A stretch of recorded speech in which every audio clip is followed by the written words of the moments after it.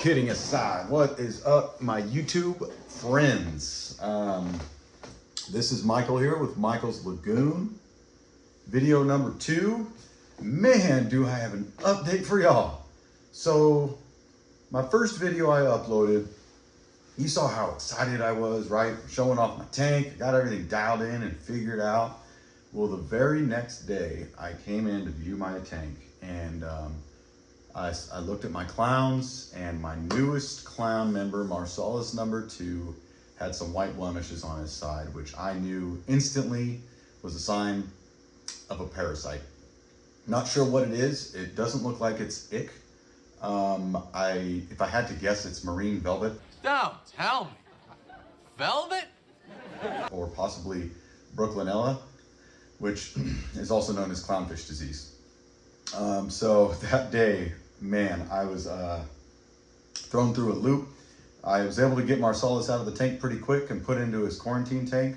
And Mia, my larger clown, I spent 2.5 hours, almost 3 hours, trying to fish her out of my reef tank.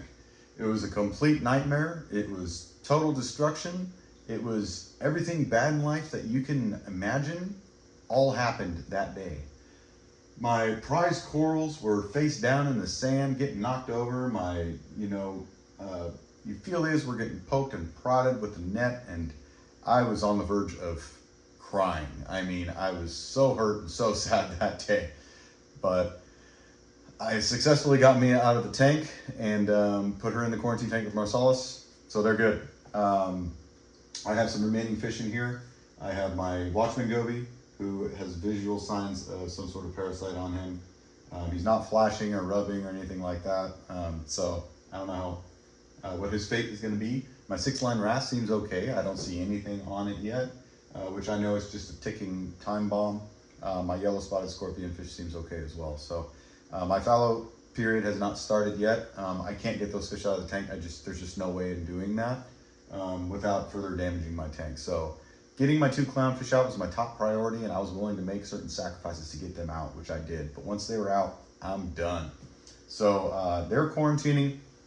For those of you who haven't quarantined fish before, this is my second bout doing it. The first time, I almost the same exact thing happened. I was able to get one of my clownfish out. The other one died. I instantly put them in a freshwater dip for about 3 minutes with RODI water. I made sure the temperature matched my tank, dipped them, put them in the quarantine tank, let them rest for about a day, and then I dosed Seachem cupramine, which is 2 drops per gallon, and did that for 14 days while testing for copper to make sure the levels were within the right parameters to not be harmful for the fish, but also to treat the parasite. Mia was so far gone, but she came back to life. This did an incredible job, bringing her back to life, and she's, as you saw, was back in my tank and doing well until this latest bout. Now, quarantining procedures. Let's talk about that because I learned a valuable lesson months ago, and I learned the same valuable lesson again. Be patient. Quarantine your fish. Wait the right amount of time, especially if you have a reef tank, because you can't treat parasites in your display tank.